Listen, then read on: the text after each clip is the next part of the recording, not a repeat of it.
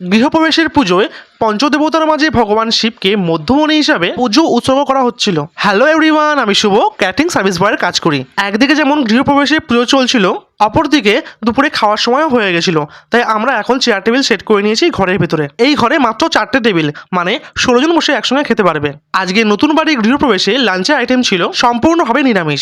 প্রথমেই ছিল vegetable chop, salad sauce, fried rice, আলুর দম, মালাই পনির, চাটনি, পাঁপড়, রসগোল্লা ও সন্দেশ। ঘরে ও বারান্দার মধ্যে আমরা চেয়ার টেবিল পেতে দুপুরে খাওয়ার ব্যবস্থা করেছিলাম। তাই এই পুজোর হোমযজ্ঞ করার জন্য কোনো জায়গা পর্যাপ্ত ছিল না। অবশেষে এই বাড়ির লোকজন ছাদের উপরে ত্রিপল লাগিয়ে পুজোর হোমকুণ্ড সাজিয়ে এখানে হোমযজ্ঞ সেরে নিচ্ছে। সত্যি কথা বলতে এর আগে আমরা কেউই নতুন বাড়ি গৃহপ্রবেশের জন্য এত বড় করে পুজো ও হোমযজ্ঞের ব্যবস্থা দেখিনি। এখানে মোট 5 জন ব্রাহ্মণ মিলে পুজো করছিল। প্রথমে বাড়ির লোক বলেছিল হোমযজ্ঞ ও পুজো শেষ করার পরে খাওয়া দাওয়া স্টার্ট করবে, কিন্তু দুপুরে খাওয়ার সময় পেরিয়ে যাওয়ায় তারা বললো আগে খাবারের ব্যাচ স্টার্ট করে দিতে। সেই মতো একে একে সবাই আমরা খাবারের ব্যাচ স্টার্ট করে দিয়েছিলাম। কাজ করার পরে বিকেল প্রায় 5টা নাগাদ আমাদের মধ্যে কিছু ছেলে খিদে পেয়ে গিয়েছিল। তাই প্রথমে ওদেরকে খেতে দিয়ে আমরাও খেতে বসে পড়লাম। আজকে নিমন্ত্রিত অতিথিদের জন্য ফ্রাইড রাইসের সাথে সাদা ভাতের ব্যবস্থা করা হয়েছিল, কারণ অনেক এমন বয়স্ক মানুষও ছিল যারা ফ্রাইড রাইস খান না, সাদা ভাত হলে তাদের ভালো হয়। তাই তাদের কথা ভেবে এই ব্যবস্থা করা হয়েছে। আজকে ভিডিওটা এইটুকুই, দেখা হবে নেক্সট আর একটা ব্লগে। আর তোমরা যারা এখন আমাকে ফলো করেনি,